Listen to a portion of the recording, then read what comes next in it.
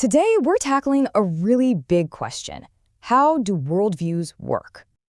You know that feeling, right? You're in a conversation, maybe even an argument, and it just feels like you and the other person are operating in totally different realities. You've got the same set of facts, but you reach completely opposite conclusions. It's incredibly frustrating, isn't it? Well, what if I told you the reason for that gap isn't about the facts at all? It's something much deeper. It's like there's this invisible script, a hidden operating system running in the background of our minds. And this system processes everything, every fact, every experience, every single conversation, before we even have a chance to think about it consciously. That hidden operating system, that's what we call a worldview. And honestly, the best way to think about it is like a pair of glasses. You know, if you put on glasses with yellow lenses, the whole world looks yellow. And if you wear them long enough, you completely forget you even have them on. Well, a worldview is just like that.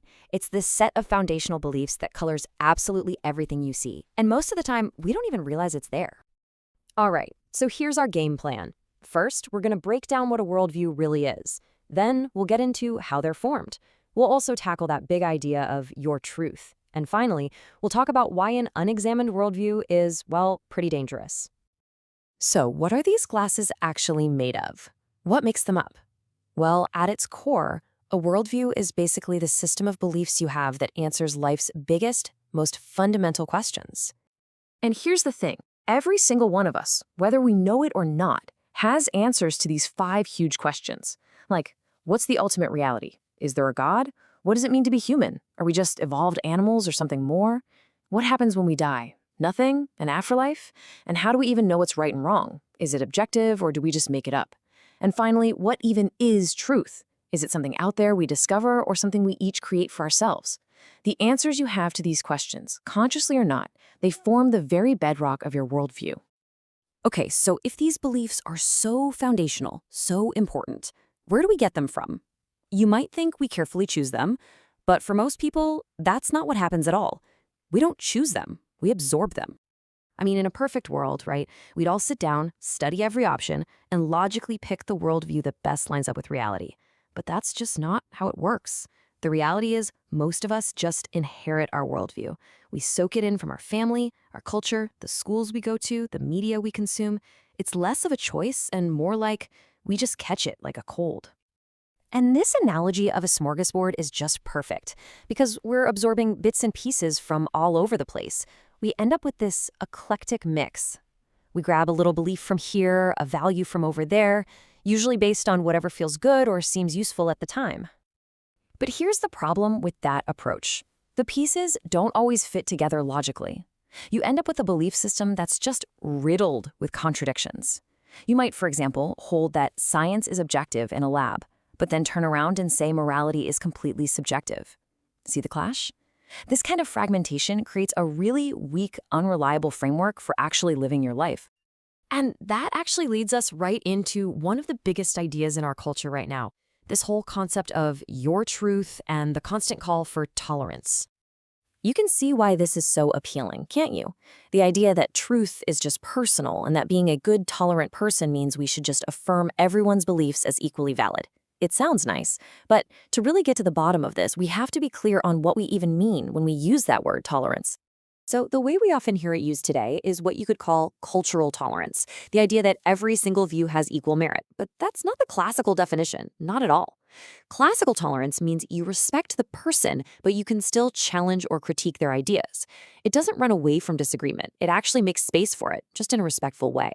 In fact, think about it. You can only tolerate something you disagree with. True tolerance requires you to believe someone is wrong about something important, but still treat them with dignity. And this gets us to the core logical problem with the whole your truth idea. Take the statement, there is no objective truth. That statement is presented as an objective truth about how reality works. It's a self-destructing sentence. If it's true, it has to be false. It completely defeats itself. So let's just be clear, when we talk about objective truth, we're just talking about the way things actually are, completely independent of how we feel about it or what we think about it. Here's a simple example. Julius Caesar was assassinated. That's an objective historical fact. It's true whether you believe it, whether you like it, or whether you've even heard of it. It just is.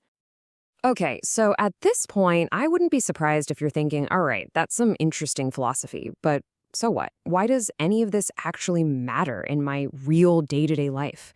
Who cares if my worldview is a bit of a mess? Well, it matters because ideas always have consequences. Always. Your worldview is literally the map you're using to navigate reality. It's what you use to make huge decisions about your career, your relationships, your money, your purpose in life. And if your map is faulty, if it's inaccurate or full of contradictions, it's going to lead you to a bad destination. It's inevitable. And that brings us to our final and I think most important point, the very real danger of living with an unexamined worldview. It's captured perfectly in this ancient story about building a house on shifting sand. So this story, which comes from Matthew 7, gives us two builders. You've got the wise builder, who digs down deep and builds his house on solid rock. That's the picture of an examined worldview, one that's been tested, one that's coherent and true. But then you have the foolish builder. He just builds right on the surface, on the shifting sand. And that represents the unexamined worldview, the one just slapped together from feelings, cultural trends, and whatever's popular at the moment. And of course, the consequences of that weak foundation are just devastating. A worldview that's built on the shifting sands of feelings and public opinion, it's just not strong enough. It won't hold up under the real pressures of life. So here's the real takeaway. Examining your worldview isn't just some intellectual game. It's practical. It's essential preparation. It's about checking your foundation before the storms of life hit. Because a crisis, a loss, a huge life decision, those things will come, and they will test everything you think you believe. So let's just pull this all together. Everyone has a worldview. It's the lens you see everything through. Most of us just absorb this lens from our culture without even thinking about it. And because of that, we often end up with a fragmented, weak foundation for our lives. The bottom line is this. The biggest questions in life are way too important to leave to unexamined assumptions. And that leaves us with one final thought to chew on.